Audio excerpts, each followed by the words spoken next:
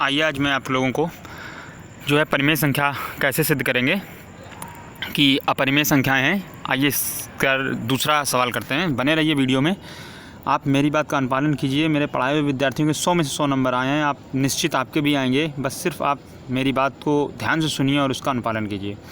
देखिए, हम लोग ये पिछली क्लासों में कर चुके हैं। जो अभी मैंने √3 √2 ये आपको पिछले वीडियो में सिखाया था कैसे इनको अपरिमेय सिद्ध करते हैं। इससे ये क्वेश्चन आसान है। यदि दो संख्याएं इस तरीके से प्लस में लिख कर आती हैं, प्लस माइनस में, एक रूट वाली एक बिना रूट वाली, तो इसको हम कैसे सिद्ध करेंगे कि ये एक अपरिमेय संख्या है।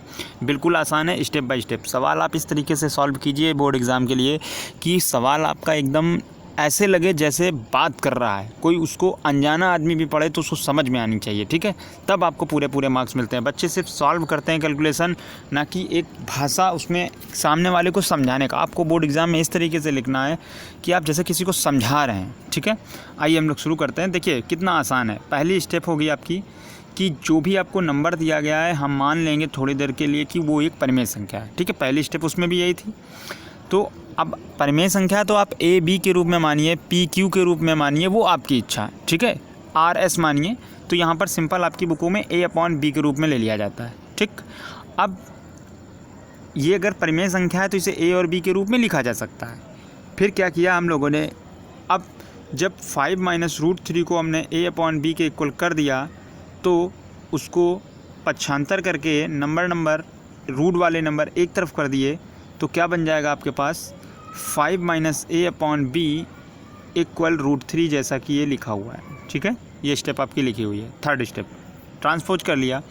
अब आप छोटा सा लॉजिक खुद लगाइए कि अब देखिए इसमें एक थ्योरम यूज हुई, प्रमेय यूज हुई। क्या यूज हुई कि जब भी कोई दो परिमेय नंबर्स होते हैं, ठीक है ना, परिमेय संख्याएं होती हैं, ठीक, या पूर्णांक होते हैं, तो उनके जो जोड़ होते हैं, घटाने होते हैं, वो भी एक परिमेय संख्या ही होते हैं। ठीक है, तो अब आप इसका दायां पक्ष देखिए 5 - A/B, तो ये तो एक क्या होगा, परिमेय संख्या होगी।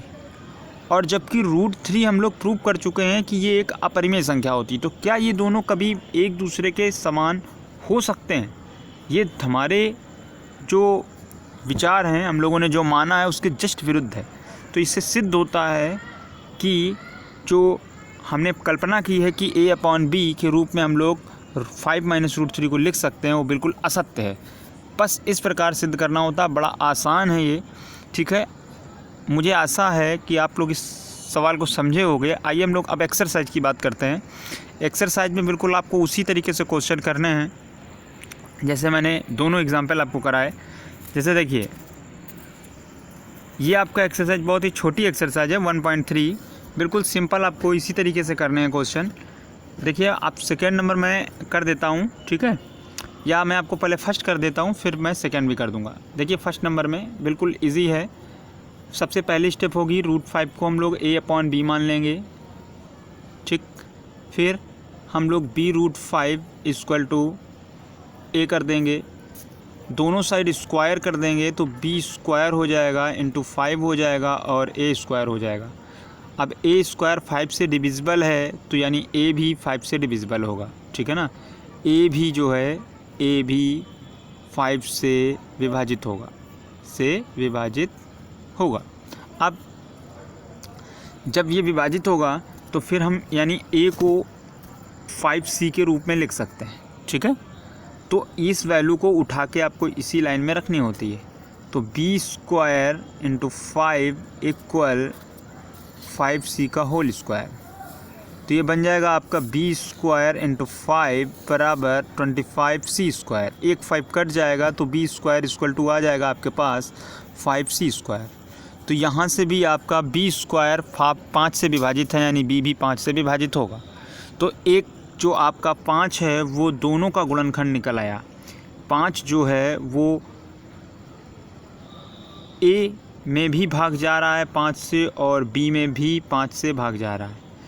तो यानी आपका जो 5 है वो दोनों का सहअभाज्य गुणनखंड हो गया, अर्थात A और B के रूप में नहीं लिख सकते। क्योंकि अगर हम किसी भी परिमेय संख्या के रूप में लिखते हैं किसी को, तो A और B जो जिसको अंश और हर कहते हैं, उसमें कोई भी कॉमन फैक्टर यानी गुणनखंड नहीं होना चाहिए। तो इस प्रकार जैसे मैंने किया था वैसे ही आपको पूरा करना है। अब दूसरा देखते हैं हम लोग, ठीक है। दूसरा भी जैसे एग्जाम्पल मैंने किया उसी तरह से आपको करना था, तो आप इसको ट्राई कर सकते हैं, आप इसको स्वयं कीजिए, ठीक है। आपको सिंपल सा मानना है 3 + 2√5 को आप क्या मान लेंगे, a/b मानेंगे, और इसके बाद हम लोग 2√5 को क्या कर देंगे, a/b - 3 कर देंगे, और उसके बाद इस 2 को भी अपॉन में कर देंगे, तो √5 = a/2b और -3/2। और हम जानते हैं होल नंबर या रियल जो आपके परिमेय संख्याएं होती हैं उनका एडिशन और सब्ट्रैक्शन भी एक परिमेय संख्या होता है, जबकि हम जानते हैं कि √5 एक अपरिमेय संख्या है। अर्थात ये बिल्कुल कथन गलत हो जाएगा, एक साथ दोनों इक्वल नहीं हो सकते कि एक परिमेय संख्या एक अपरिमेय संख्या बराबर में आ जाए।